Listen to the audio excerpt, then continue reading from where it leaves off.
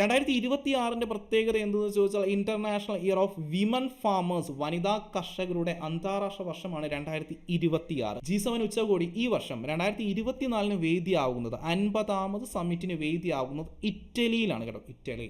നമസ്കാരം, എല്ലാവർക്കും എൻട്രിയുടെ ആനുകാലിക സെഷനിലോട് സ്വാഗതം. ഞാൻ ജയേഷൻ നാവായിക്കുളം. കൂട്ടുകാരെ, ഇന്നത്തെ ക്ലാസ്സിൽ നമ്മളെല്ലാവരും ചെയ്യാനും പോകുന്നത് നമ്മുടെ ഡിഗ്രി ലെവൽ പ്രിലിംസ് എക്സാമിൻ്റെ 3rd ഫേസിന് വേണ്ടിയുള്ള എക്സ്പെക്റ്റഡ് ക്വസ്റ്റ്യൻസ് ആണ്. സോ വരാൻ സാധ്യതയുള്ള ചില ടോപ്പിക്സുകളെ മുൻനിർത്തിയാണ് ഇന്നത്തെ സെഗ്മെൻറ്റ് ഞാനിവിടെ ഒരുക്കിയിരിക്കുന്നത്. സോ എല്ലാ കൂട്ടുകാരും, നമ്മുടെ സുഹൃത്തുക്കളെല്ലാവരും ആദ്യം മുതൽ അവസാനം വരെ ഈ ഒരു സെഗ്മെൻറ്റ് കാണാൻ വേണ്ടി ശ്രമിക്കുക കേട്ടോ. കാരണം ഒരുപാട് ടോപ്പിക്സുകൾ, വളരെ പ്രധാനമായ ഒരുപാട് ടോപ്പിക്സുകൾ ഞാൻ കവർ ചെയ്ത് പോയിട്ടുണ്ട്. ഇതിൽ നിന്ന് ഏതെങ്കിലും ഒരു ചോദ്യമെങ്കിലും നമുക്കൊന്ന് പ്രതീക്ഷിക്കും. ചോദിക്കുകയാണെങ്കിൽ അതെല്ലാം നമ്മുടെ ഒരു പ്ലസ് ആയിട്ട്, അതെല്ലാം നമ്മുടെ ഒരു ബോണസായിട്ട് കരുതുക കേട്ടോ. ശരിയെങ്കിൽ നമുക്ക് എന്തായാലും ഒരു സെഗ്മെൻറ്റിലോട്ട് കിടക്കാം കൂട്ടുകാരെ. ആദ്യ ചോദ്യം ഇതാണ്: 2024 2020 world cup will be hosted by. 2024 T20 world cup, ICC men's T20 world cup host ചെയ്യുന്നത് എവിടെയാണ്?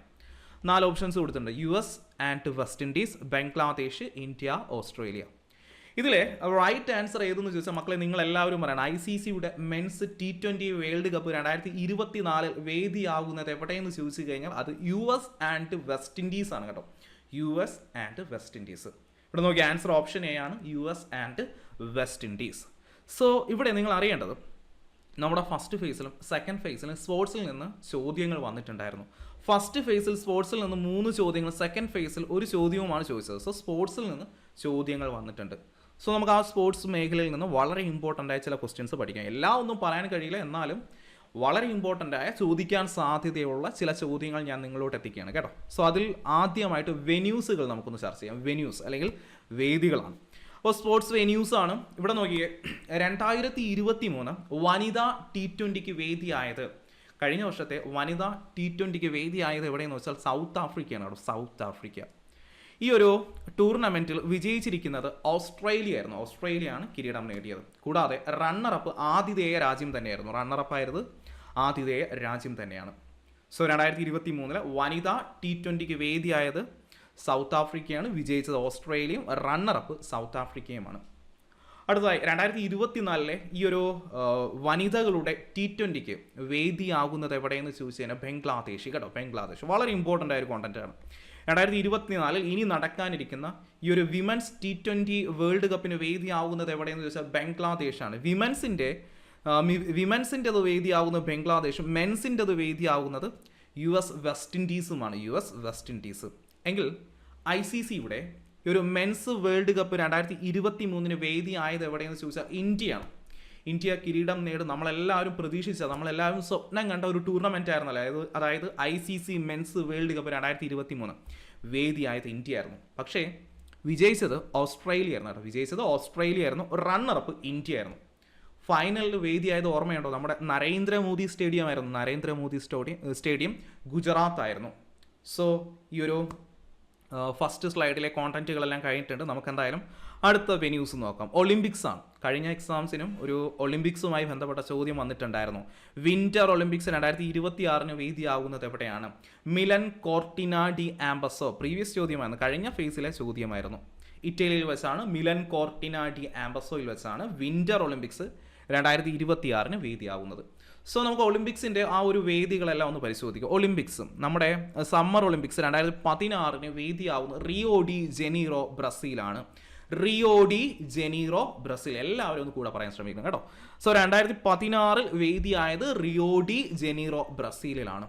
2021 വേദിയായത് ടോക്കിയോ ഒളിമ്പിക്സ്. ടോക്കിയോ ഒളിമ്പിക്സുമായി ബന്ധപ്പെട്ട കോണ്ടന്റുകളൊക്കെ ഒന്ന് സമ്മറൈസ് ചെയ്ത് പഠിച്ചിട്ട് വേണം നിങ്ങൾ എക്സാമിന് പോകാനുള്ളത് കേട്ടോ. 2024 ഇനി വേദിയാകാൻ പോകുന്ന പാരീസ്, ഫ്രാൻസ് ആണ്. Paris, France. 33ാമത് ഒളിമ്പിക്സ് ആണ് പാരീസിൽ വെച്ച് നടക്കുന്നത്. ടോക്കിയോയിൽ വെച്ച് നടന്ന 32ാമത് ഒളിമ്പിക്സ് ആയിരുന്നു കേട്ടോ. 32ാമത് ടോക്കിയോ ഒളിമ്പിക്സ് കേട്ടോ. 32ാമത് ഒളിമ്പിക്സ് ആണ് ടോക്കിയോയിൽ വെച്ച് നടന്നത്. ഈ പാരീസ് ഒളിമ്പിക്സിന്റെ ഭാഗ്യചിഹ്നം എന്തായിരുന്നു? പെട്ടെന്ന് ഓർമ്മ വന്നത് എന്തായിരുന്നു? ഈ ഒരു ഭാഗ്യചിഹ്നം ഫ്രീജസ് തൊപ്പികൾ കേട്ടോ. ഫ്രീജസ് തൊപ്പികളാണ് പാരീസ് ഒളിമ്പിക്സ് 2024 ഈ ഒരു ഭാഗ്യചിഹ്നം. കൂടാതെ 2028 ഈ ഒരു ഒളിമ്പിക്സിന് വേദിയാകുന്നത് Los Angeles, America. Los Angeles, America. 2032 ഒളിമ്പിക്സിന് വേദിയാവുന്ന ബ്രിസ്ബെയിൻ, ഓസ്ട്രേലിയ. ബ്രിസ്ബെയിൻ, ഓസ്ട്രേലിയയാണ്. സോ ഒളിമ്പിക്സ് ഈ ഒരു വേദികളൊക്കെ നമുക്ക് ഒന്നുകൂടെ ഒന്ന് റിവിഷൻ ചെയ്യാം. 2016 Rio de Janeiro Brazil, 2021 Tokyo Olympics Japan, 2024 Paris France 33ാമത് ഒളിമ്പിക്സ്, 2028 വേദിയാകാൻ പോകുന്ന ലോസ് ഏഞ്ചൽസ് അമേരിക്ക, 2032 വേദിയാകാൻ പോകുന്ന ബ്രിസ്ബെയിൻ ഓസ്ട്രേലിയ. സോ ഇനി നേരെ നമുക്ക് വിന്റർ ഒളിമ്പിക്സിലോട്ട് കിടക്കാം. വിന്റർ ഒളിമ്പിക്സ് 2018 നടന്ന സൗത്ത് കൊറിയ, 2018 നടന്നത് സൗത്ത് കൊറിയ, 2022 നടന്നത് ബീജിങ് ചൈനയാണ്. 2026 ഇനി നടക്കാൻ പോകുന്ന മിലൻ കോർട്ടിന ഡി ആംബസോ ഇറ്റലിയാണ്. ഇനി വളരെ ഇമ്പോർട്ടൻ്റ് മറ്റൊരു ഇവൻ്റ് ആണ് 2023 ലോക പാരാ അത്ലറ്റിക് ചാമ്പ്യൻഷിപ്പിൻ്റെ വേദി എവിടെയായിരുന്നു? 2023 ലോക പാരാ അത്ലറ്റിക് ചാമ്പ്യൻഷിപ്പിന്റെ വേദിയായത് എവിടെയെന്ന് ചോദിച്ചാൽ പാരീസ് ഫ്രാൻസ് ആണ്. ചോദിക്കാൻ ഇമ്പോർട്ടൻസ് ഉള്ള ഒരു ചോദ്യമാണ്. 2023 ലോക പാരാ അത്ലറ്റിക് ചാമ്പ്യൻഷിപ്പിന് വേദിയായത് എവിടെയെന്ന് ചോദിച്ചാൽ പാരീസ് ഫ്രാൻസ് ആണ്. വേദികൾ കഴിഞ്ഞിട്ടില്ല. അടുത്തത് നമുക്ക് 2024 കോപ്പ അമേരിക്കയുടെ വേദി എവിടെയാണെന്ന് പരിശോധിക്കാം. ഇനി നടക്കാനിരിക്കുന്ന കോപ്പ അമേരിക്കയ്ക്ക് വേദിയാവുന്നത് അമേരിക്ക എങ്കിൽ ഏറ്റവും ഒടുവിൽ കോപ്പ അമേരിക്ക ടൂർണമെന്റ് നടന്നിരിക്കുന്ന 2021 വിജയിച്ചതാണെങ്കിൽ അർജന്റീനയാണ്. കോപ്പ അമേരിക്ക ഫുട്ബോൾ 2021 വിജയിച്ചിരിക്കുന്നത് അർജന്റീനയാണ് കേട്ടോ, അർജന്റീന. 2023 വനിതാ ഫുട്ബോൾ ലോകകപ്പിന് ആതിഥേയത്വം വഹിച്ച രാജ്യങ്ങളാവുമ്പോൾ ന്യൂസിലൻഡും ഓസ്ട്രേലിയൻ കോണ്ടിനെന്റിലെ 2 രാജ്യങ്ങളാണ് ന്യൂസിലൻഡും ഓസ്ട്രേലിയ. ഒന്ന് കൂടെ പറയാൻ ശ്രമിച്ചേടാ. 2023 വനിതാ ഫുട്ബോൾ ലോകകപ്പിന് ആതിഥേയത്വം വഹിച്ച രാജ്യങ്ങളാവുമ്പോൾ ന്യൂസിലൻഡും ഓസ്ട്രേലിയയുമാണ് കേട്ടോ. ചോദിക്കാൻ സാധ്യതയുള്ള വളരെ ഇമ്പോർട്ടൻ്റ് ആയ ഒരു ചോദ്യമാണ്. വിജയിച്ചിരിക്കുന്നത് ആരെന്ന് ചോദിച്ചു കഴിഞ്ഞാൽ സ്പെയിനാണ്. സ്പെയിൻ്റെ ഫസ്റ്റ് ടൈറ്റിലാണ് ഇവിടെ നേടിയിരിക്കുന്നത്. സ്പെയിൻ്റെ ഫസ്റ്റ് ടൈറ്റിലായിരുന്നു. റണ്ണറപ്പ് ആയിരുന്നെങ്കിൽ ഇംഗ്ലണ്ടാണ് കേട്ടോ. റണ്ണറപ്പ് ഇംഗ്ലണ്ടാണ്. ഓക്കെ അല്ലേടാ മക്കളെ? ശരിയെങ്കിൽ നമുക്ക് അടുത്തതായിട്ട് മറ്റൊരു ഇവൻറ്റ്സ് കൂടി നോക്കാം. ഫിഫ വേൾഡ് കപ്പ് 2022 വെന്യൂ ആയിരിക്കുന്ന ഖത്തർ ഫിഫ വേൾഡ് കപ്പ് അല്ലേ. സോ അതിൽ വിജയിച്ചിരുന്നത് അർജന്റീനിയൻ ടീമാണ് ഖത്തർ വേൾഡ് കപ്പിൽ കിരീടം നേടിയത്. ഈ ഒരു ഫിഫ വേൾഡ് കപ്പ് 2022 ഈ ഒരു അർജന്റീനയുടെ കോച്ച് ആരായിരുന്നു? നമ്മുടെ ഈ ഒരു ഡിഗ്രി ലെവൽ എക്സാംസിന് ചോദിച്ചായിരുന്നല്ലോ, ആ ചോദ്യത്തിൻ്റെ ആൻസർ എന്തായിരുന്നടാ? നമ്മുടെ ലയണൽ സ്കലോണി ആയിരുന്നു ഫിഫ വേൾഡ് കപ്പിൽ ഈ ഒരു അർജന്റീനയുടെ കോച്ച്. ഇനി നമുക്ക് ഈ ഒരു ഫിഫ വേൾഡ് കപ്പിൻ്റെ വെന്യൂസുകൾ കൂടി ഒന്ന് പരിശോധിക്കാം. ഇവിടെ നോക്കിയ കൂട്ടുകാരെ 26, 30, 34 ചോദിക്കാൻ സാധ്യതയുള്ള ഈ ഒരു വേദികളാണ് കേട്ടോ. ഏത് വേണമെങ്കിലും ഇതിൽ നിന്ന് ചോദിക്കാം, ഏത് രീതിയിലും ചോദിക്കാം. ഞാൻ എങ്ങനെയാണ് ചോദിക്കുന്നത് കൂടി ഞാൻ പറഞ്ഞു തരാം. 2026 ഇനി നടക്കാൻ പോകുന്ന ഫിഫ വേൾഡ് കപ്പ് 2026 വേദിയാകുന്നത് നോർത്ത് അമേരിക്കൻ കോണ്ടിനെന്റിലാണ്. നോർത്ത് അമേരിക്കയിലെ 3 രാജ്യങ്ങളിൽ വെച്ചാണ് നടക്കുന്നത്. 3 രാജ്യങ്ങൾ ഏതൊക്കെയെന്ന് ചോദിച്ചാൽ കാനഡ, മെക്സിക്കോ, യുണൈറ്റഡ് സ്റ്റേറ്റ് കേട്ടോ. CMU എന്ന് പഠിച്ചാൽ മതി, CMU. ഇനി നടക്കാൻ പോകുന്ന 2026 ഒരു ഫിഫ വേൾഡ് കപ്പിന് വേദിയാവും നോർത്ത് അമേരിക്കയിലെ കാനഡ, മെക്സിക്കോ, യുണൈറ്റഡ് സ്റ്റേറ്റ്സ്. അത് കഴിഞ്ഞ ശേഷം 2026 ശേഷം നടക്കാൻ പോകുന്ന 2030 2030 3 കോണ്ടിനെന്റുകളിൽ വെച്ചാണ് നടക്കുന്നത്. 3 കോണ്ടിനെന്റുകൾ ഏതൊക്കെയാണ് ആ കോണ്ടിനെന്റുകൾ? Europe, Africa, South America. ഇവിടെ യൂറോപ്പിൽ നിന്ന് 2 രാജ്യങ്ങളാണ്, സ്പെയിനും പോർച്ചുഗലും. ആഫ്രിക്കയിൽ നിന്ന് മൊറോക്കോയും. കൂടാതെ സൗത്ത് അമേരിക്കയിൽ നിന്ന് 3 രാജ്യങ്ങളാണ്, അർജന്റീന, പരാഗ്വേ, ഉറുഗ്വേ കേട്ടോ. സോ 30 വേദിയാകുന്ന 3 കോണ്ടിനെന്റിൽ നിന്ന് 6 രാജ്യങ്ങൾ, Spain, Portugal, Morocco, Argentina, Paraguay, Uruguay കേട്ടോ. മറന്നു വരുന്നത് 6 രാജ്യങ്ങൾ താഴെ തന്നിരിക്കുന്നവയിൽ 2030 ഈ ഒരു ഫിഫ വേൾഡ് കപ്പിന് വേദിയാകാത്ത രാജ്യം ഏത്? ഇങ്ങനെയുള്ള ചോദ്യങ്ങളെല്ലാം നമുക്കൊന്ന് എക്സ്പെക്ട് ചെയ്യാം. 2037 നിങ്ങളൊന്ന് സ്ട്രെസ് ചെയ്ത് പഠിക്കട്ടെ. 2037 വേദിയാവുന്നത് സൗദി അറേബ്യയാണ് കേട്ടോ. 2034 വേദിയാവുന്നതാണെങ്കിൽ സൗദി അറേബ്യ. സോ നമുക്കെല്ലാം ഒന്ന് റിവൈസ് ചെയ്യാം. ഫിഫ വേൾഡ് കപ്പ് 2022 വേദിയായത് ഖത്തർ. 2026 വേദിയാകാൻ പോകുന്ന 3 രാജ്യങ്ങളിൽ വെച്ച് Canada, Mexico, United States. North അമേരിക്കയിലെ 3 രാജ്യങ്ങൾ. 30 വേദിയാകുന്നത് 3 കോണ്ടിനെന്റിൽ നിന്ന് 6 രാജ്യങ്ങൾ, Spain, Portugal, Morocco, Argentina, Paraguay, Uruguay. 2034 വേദിയാകുന്നതാണെങ്കിൽ സൗദി അറേബ്യ. ഓൾ സെറ്റിലാടാ. ശരിയെങ്കിൽ നമുക്ക് എന്തായാലും അടുത്തൊരു ചോദ്യത്തിലൂടെ അടക്കാം. ഇവിടെ നോക്കി, ഇതും വളരെ ഇമ്പോർട്ടൻ്റ് ആയ ഒരു കോണ്ടന്റ് ആണ്. 2023 സംസ്ഥാന സ്കൂൾ കായികമേള, അതായത് 65ാമത് സംസ്ഥാന കായികമേള 2023 വേദിയാവുന്നത് കുന്നംകുളം തൃശ്ശൂരാണ്. കുന്നംകുളം തൃശ്ശൂർ. ഇവിടെ കിരീടം സ്വന്തമാക്കിയത് പാലക്കാട് ജില്ലയാണ് കിരീടം നേടിയത്. 2023 നടന്ന 65ാമത് സംസ്ഥാന സ്കൂൾ കായികമേളയ്ക്ക് വേദിയായത് കുന്നംകുളം തൃശ്ശൂരും, കൂടാതെ കിരീടം നേടിയിരിക്കുന്നത് പാലക്കാടുമാണ്.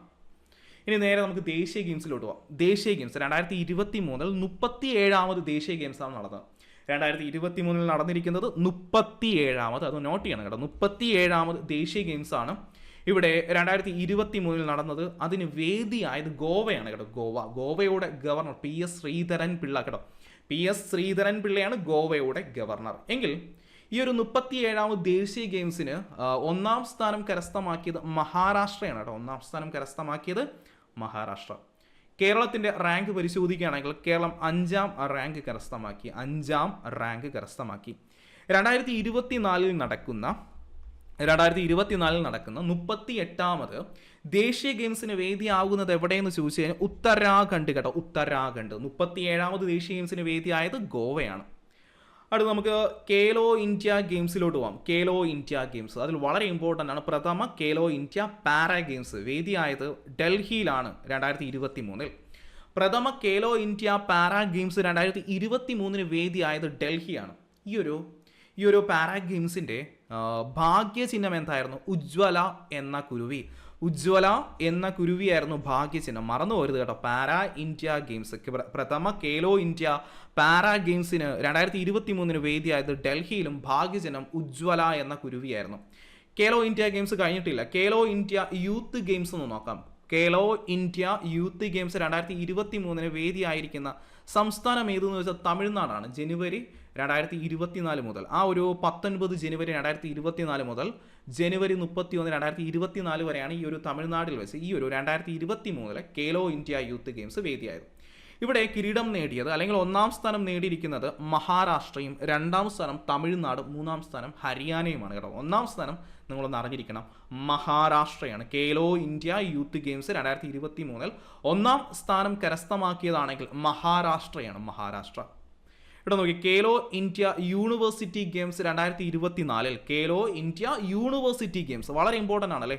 കേലോ ഇന്ത്യ യൂണിവേഴ്സിറ്റി ഗെയിംസിൽ ഇവിടെ ചണ്ഡീഗഡ് യൂണിവേഴ്സിറ്റിയാണ് ഇവിടെ മെഡൽ പട്ടികയിൽ ഒന്നാം സ്ഥാനം കരസ്ഥമാക്കി. ചണ്ഡീഗഡ് യൂണിവേഴ്സിറ്റിയാണ് മെഡൽ പട്ടികയിൽ ഒന്നാം സ്ഥാനം നേടിയത്. 32 ഗോൾഡും 18 സിൽവറും 21 ബ്രോൺസുമാണ് കരസ്ഥമാക്കിയത്. ഗോൾഡിൻ്റെ ആ ഒരു ഡിജിറ്റ് നിങ്ങൾ അറിഞ്ഞിരിക്കുക, 32 ഗോൾഡ്.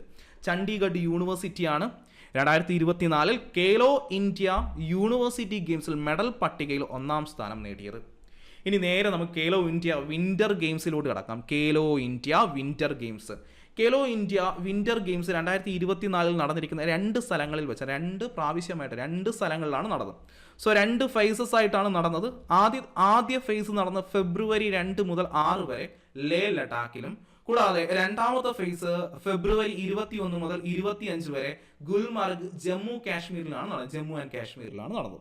സോ 2 ഫേസ് ആയിട്ടാണ് കേലോ ഇന്ത്യ വിന്റർ ഗെയിംസ് നടന്നത്. ഫസ്റ്റ് ഫേസ് ആണെങ്കിൽ ലേ ലഡാക്കും, രണ്ടാമത്തെ ഫേസ് ആണെങ്കിൽ ഗുൽമർഗ് ജമ്മു കാശ്മീറുമാണ് കേട്ടോ. അപ്പോൾ വേദി ചോദിക്കുകയാണെങ്കിൽ ലേ ലഡാക്കും ജമ്മു ആൻഡ് കാശ്മീരിലെ ഗുൽമർഗും എന്ന് നിങ്ങൾ പറയണം കേട്ടോ. സോ ആ ഒരു കേലോ ഇന്ത്യ ഗെയിംസുമായി ബന്ധപ്പെട്ട എല്ലാ ഇമ്പോർട്ടൻ്റ് പോയിന്റ്സുകളും നമ്മൾ ചർച്ച ചെയ്തിട്ടുണ്ട്. ഒന്ന് നല്ലപോലെ റിവൈസ് ചെയ്യണം, നമ്മുടെ എക്സാംസിൽ നമുക്ക് പ്രതീക്ഷിക്കാം.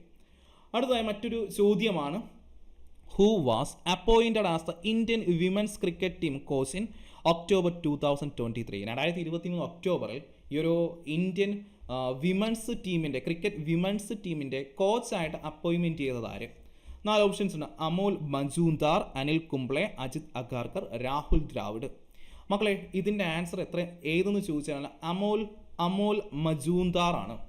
നിലവിലെ നമ്മുടെ ഇന്ത്യൻ വനിതാ ക്രിക്കറ്റ് ടീമിൻ്റെ കോച്ച് ആരെന്ന് ചോദിച്ചു കഴിഞ്ഞാൽ നിങ്ങൾ പറയേണ്ട അമോൽ മജൂംദാർ ആണ്. എങ്കിൽ കേരള സീനിയർ മെൻസ് ക്രിക്കറ്റ് ടീമിൻ്റെ ഹെഡ് കോച്ച് ആരെന്ന് ചോദിച്ചു കഴിഞ്ഞാൽ എം വെങ്കിട്ടരമണ. ടിനു യോഹനാന് ശേഷം എം വെങ്കിട്ടരമണയാണ് ഇപ്പോൾ നമ്മുടെ കേരള സീനിയർ മെൻസ് ക്രിക്കറ്റ് ടീമിൻ്റെ ഹെഡ് കോച്ച് എന്ന് പറയുന്നത്. നമ്മുടെ ഇന്ത്യൻ മെൻസ് ടീമിൻ്റെ ഈ ഒരു കോച്ച് ആരെന്ന് ചോദിച്ചു കഴിഞ്ഞാൽ നിങ്ങൾ പറയേണ്ട രാഹുൽ ദ്രാവിഡ്. നിലവിൽ രാഹുൽ ദ്രാവിഡാണ്. നിലവിലെ T20 കഴിഞ്ഞ ശേഷം പുതിയ കോച്ച് വരുമെന്നാണ് വാർത്തകൾ വരുന്നത്. So who was the appointed as the Indian women's cricket team coach in 2023 ഒക്ടോബറിലാണ് ഇദ്ദേഹത്തെ അപ്പോയിൻമെൻറ്റ് ചെയ്തത്. നിലവിൽ അമോൽ മജൂംദാറാണ് ഇന്ത്യൻ വനിതാ ക്രിക്കറ്റ് ടീമിൻ്റെ കോച്ച്. ശരിയെങ്കിൽ നമുക്ക് എന്തായാലും മൂന്നാമത്തെ ചോദ്യത്തിലൂടെ അടങ്ങാം കേട്ടോ. വളരെ ഇമ്പോർട്ടൻ്റ് ആയ ഒരു ചോദ്യമാണ്. Which amendment removed Anglo Indian nomination in Lok Sabha? നമുക്ക് എക്സ്പെക്ട് ചെയ്യാൻ പറ്റുന്ന നല്ലൊരു ചോദ്യമാണ്. വിച്ച് അമെൻമെൻറ്റ് താഴെ തന്നിരിക്കുന്നതിൽ ഏത് അമെൻമെൻറ്റാണ് ആംഗ്ലോ ഇന്ത്യൻ പ്രതിനിധികളുടെ പ്രാതിനിധ്യം ലോക്സഭയിൽ നിന്ന് എടുത്തു മാറ്റിയത് അല്ലെങ്കിൽ നിരോധിച്ചത്? സോ ഇവിടെ 4 ഓപ്ഷൻസ് ആണ്. 102 amendment 2018, 103 amendment 2019, 104 amendment 2020, 105 amendment 2021. So ഇതിൽ ആംഗ്ലോ ഇന്ത്യൻ പ്രതിനിധികളുടെ ഈ ഒരു പ്രാതിനിധ്യം റിമൂവ് ചെയ്തിരിക്കുന്ന ആ ഒരു അമെൻമെൻറ്റ് ഏതെന്ന് ചോദിച്ചാൽ 104 അമെൻമെൻറ്റ് കേട്ടോ. 104 അമെൻമെൻറ്റ് 2020 സോ ഇവിടെ നമ്മളെല്ലാവരും പഠിക്കേണ്ടത് 101 മുതൽ 106 വരെയുള്ള അമെൻമെൻറ്റ്സുകളാണ്. അവിടെ നിന്ന് ചോദ്യങ്ങൾ നമുക്ക് എന്തായാലും ഒന്ന് പ്രതീക്ഷിക്കാം കേട്ടോ. അപ്പോൾ 101 അമെൻമെൻറ്റിൽ പറയുന്നത് GST ആണ്. 101 പറയുന്നത് GST ആണ് കേട്ടോ. GSTയെ കുറിച്ച് പരാമർശിക്കുന്ന ഭേദഗതിയാണെങ്കിൽ 101 ഭേദഗതിയാണ്. 102 പോവാം. 102 പറയുന്നത് ഇന്ത്യയിൽ ദേശീയ പിന്നാക്ക വിഭാഗ കമ്മീഷന് ഭരണഘടന പദവി നൽകിയ ഭേദഗതി ഏതെന്ന് ചോദിച്ചാൽ 102 ഭേദഗതി 2018. 102 ഭേദഗതി 2018 ഇന്ത്യയിൽ ദേശീയ പിന്നാക്ക വിഭാഗ കമ്മീഷന് ഭരണഘടനാ പദവി നൽകുക. ഭരണഘടനാ പദവി നൽകുക എന്ന് പറഞ്ഞു കഴിഞ്ഞാൽ ഒരു ആർട്ടിക്കിൾ കൊടുക്കുക എന്നതാണ്. സോ ഇവിടെ ദേശീയ പിന്നാക്ക വിഭാഗ കമ്മീഷനെ കുറിച്ച് പരാമർശിക്കുന്ന ആർട്ടിക്കിൾ ഏതെന്ന് ചോദിച്ചാൽ 338B ആണ്. 338B കേട്ടോ, മറന്നു പോരുത്. 338B ആണ് ദേശീയ പിന്നാക്ക വിഭാഗ കമ്മീഷനെ കുറിച്ച് പരാമർശിക്കുന്ന ആർട്ടിക്കിൾ. ഭേദഗതിയാണെങ്കിൽ 102 ഭേദഗതി. അടുത്തതായി മറ്റൊരു ഭേദഗതിയാണ് സാമ്പത്തികപരമായി പിന്നാക്കം നിൽക്കുന്ന മുന്നാക്ക സമുദായക്കാർക്ക് 10% സാമ്പത്തിക സംവരണം അനുവദിച്ച ഭേദഗതിയാണെങ്കിൽ 103 ഭേദഗതി 2019. അപ്പോൾ ഇവിടെ സാമ്പത്തികപരമായി പിന്നാക്കം നിൽക്കുന്ന മുന്നാക്ക സമുദായക്കാർക്ക് 10% സാമ്പത്തിക സംവരണം അനുവദിച്ച ഭേദഗതി ഏതെന്ന് ചോദിച്ചാൽ 103 ഭേദഗതി. ഇങ്ങനെ സാമ്പത്തികപരമായി പിന്നാക്കം നിൽക്കുന്ന മുന്നാക്ക സമുദായക്കാർക്ക് 10% സംവരണം അനുവദിച്ച ആദ്യ സംസ്ഥാനം ഏതെന്ന് ചോദിച്ചാൽ അത് നിങ്ങൾ പറയേണ്ടത് ഗുജറാത്താണ് കേട്ടോ, ഗുജറാത്ത്. സോ അടുത്തതായി പട്ടികജാതി പട്ടികവർഗ വിഭാഗക്കാർക്ക് ലോക്സഭയിലും സംസ്ഥാന നിയമസഭകളിലുമുള്ള സംവരണം 10 വർഷത്തേക്ക് കൂടി ദീർഘിപ്പിച്ച ഭേദഗതി ഏതെന്ന് ചോദിച്ചാൽ 104 ഭേദഗതി. 104 നമ്മൾ ഓൾറെഡി ചർച്ച ചെയ്തതാണ്. 104 ഈ ഒരു ആംഗ്ലോ ഇന്ത്യൻ പ്രതിനിധികളുടെ പ്രാതിനിധ്യം ലോക്സഭയിലും നിയമനിർമ്മാണ സഭയിലും എടുത്തു കളഞ്ഞത്. സോ ആ ഒരു ഭേദഗതി ഏതെന്ന് ചോദിച്ചാലും 104 ആംഗ്ലോ ഇന്ത്യൻ പ്രതിനിധികൾക്ക് ലോക്സഭയിലും സംസ്ഥാന നിയമസഭയിലും ഉണ്ടായിരുന്ന സംവരണം അവസാനിപ്പിച്ച ഭേദഗതി 104 ഭേദഗതി. ഇത് അവസാനിപ്പിച്ച ഡേറ്റ് എന്നായിരുന്നു, അല്ലെങ്കിൽ ഇത് നിർത്തലാക്കിയ ഡേറ്റ് എന്ന് ചോദിച്ചു കഴിഞ്ഞാൽ 2020 ജനുവരി 25. 2020 ജനുവരി 25 വളരെ ഇമ്പോർട്ടൻ്റ് ആണ്, വെരി ഇമ്പോർട്ടൻറ്റ് ഡേറ്റ് ആണ് 2020 ജനുവരി 25. അടുത്തതായി OBC പട്ടിക തയ്യാറാക്കാൻ സംസ്ഥാനങ്ങൾക്കും കേന്ദ്രഭരണ പ്രദേശങ്ങൾക്കും അധികാരം നൽകുന്ന ഭരണഘടനാ ഭേദഗതി ഏതെന്ന് ചോദിച്ചാൽ 105 ഭേദഗതി 2021. OBC പട്ടിക തയ്യാറാക്കാൻ വേണ്ടി സംസ്ഥാന നിയമനിർമ്മാണ സഭകൾക്കും കേന്ദ്രഭരണ പ്രദേശങ്ങൾക്കും അധികാരം നൽകുന്ന ഭേദഗതി ഏതെന്ന് ചോദിച്ചാൽ 105 ഭേദഗതി 2021. 106 എന്താണ് പറയുന്നത്? ഓൾറെഡി നമ്മൾ ഫസ്റ്റ് എക്സ്പെക്റ്റഡ് ക്വസ്റ്റ്യൻസ് എന്ന് പറഞ്ഞാൽ ഫസ്റ്റ് ഫേസിൽ നമ്മൾ ചർച്ച ചെയ്തൊരു ചോദ്യമാണ് 106. 106 പറയുന്നത് നമ്മുടെ വനിതാ സംവരണം, വിമൻസ് റിസർവേഷനെ കുറിച്ച് പറയുന്ന ഭേദഗതിയാണ് 106. നാരി ശക്തി വന്ദൻ അധിനിയം എന്ന പേരിലാണ് ലോക്സഭയിൽ ഈ ഒരു ബില്ല് അവതരിപ്പിച്ചത്. അവതരിപ്പിച്ചത്? അർജുൻ മേഘ്വാൾ ആണ് ലോക്സഭയിൽ അവതരിപ്പിച്ചത്. പുതിയ പാർലമെന്റ് മന്ദിരത്തിൽ അവതരിപ്പിച്ച ആദ്യത്തെ ബില്ല് കൂടിയായിരുന്നു നാരി ശക്തി ബില്ല്. സോ 101 മുതൽ 106 വരെയുള്ള ഭേദഗതികൾ നമ്മൾ പഠിച്ചു കഴിഞ്ഞു.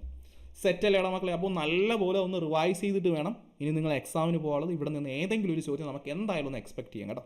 ശരിയെങ്കിൽ അടുത്തതായി മറ്റൊരു ചോദ്യമാണ്, 4ാമത്തെ ചോദ്യമാണ്. Sadanam Balakrishnan who was awarded the Padma Shri in 2024 become the famous through which art form?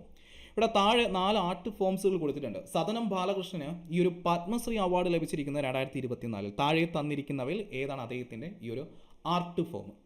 നല്ലൊരു ചോദ്യമാണ്. അതായത് പത്മ അവാർഡിൽ നിന്ന് ചോദിച്ചൊരു ചോദ്യം. നമുക്കറിയാം എല്ലാ എക്സാംസിനും നമുക്ക് എക്സ്പെക്ട് ചെയ്യാൻ പറ്റുന്ന ഒരു ഹോട്ട് ടോപ്പിക്സ് ആണ് പത്മ അവാർഡ്സ്. അത് പഠിക്കാതെ നിങ്ങൾ ഒരിക്കലും ഒരു എക്സാമിനും പോകരുത്. അവിടെ നിന്ന് ഒരു ചോദ്യമെങ്കിലും നമുക്ക് പ്രതീക്ഷിക്കാം.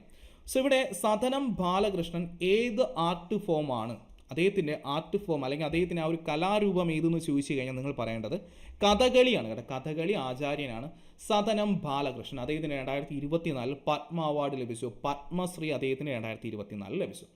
സോ നമുക്കൊന്ന് ഈ ഒരു പത്മശ്രീ അല്ലെങ്കിൽ ഈ ഒരു പത്മ അവാർഡ്സുകൾ ഒന്ന് സമ്മറൈസ് ചെയ്ത് പഠിക്കാം. എല്ലാം ഒന്നും പറയാൻ സമയം കിട്ടില്ല എങ്കിലും വളരെ ഇമ്പോർട്ടൻ്റ് ആയ പത്മ അവാർഡ്സുകളെല്ലാം നമുക്കൊന്ന് ചർച്ച ചെയ്തു. ഇതാ ഇവിടെ നോക്കിക്കേ, 2024 പത്മ അവാർഡ്സുകളാണ്. ആകെ എത്ര വ്യക്തികൾക്കാണ് ലഭിച്ചിരിക്കുന്നത്? 132 വ്യക്തികൾക്ക് 2024 പത്മ അവാർഡ്സ് ലഭിച്ചു. അതിൽ 5 പേർ പത്മവിഭൂഷൺ, ഇന്ത്യയിലെ ഏറ്റവും ഉയർന്ന രണ്ടാമത്തെ സിവിലിയൻ ബഹുമതിയാണ് പത്മവിഭൂഷൺ. ആദ്യത്തെ ബഹുമതി ഏതെന്ന് വെച്ചാൽ അത് ഭാരതരത്ന. രണ്ടാമത്തെ ഇന്ത്യയിലെ ഒരു ഉയർന്ന ബഹുമതി, സിവിലിയൻ ബഹുമതി ഏതെന്ന് ചോദിച്ചാൽ പത്മവിഭൂഷൺ. സോ 17 വ്യക്തികൾക്ക് ഇവിടെ പത്മഭൂഷൺ ലഭിച്ചു. പത്മഭൂഷൺ ലഭിച്ചിരിക്കുന്നത് 17 വ്യക്തികൾ.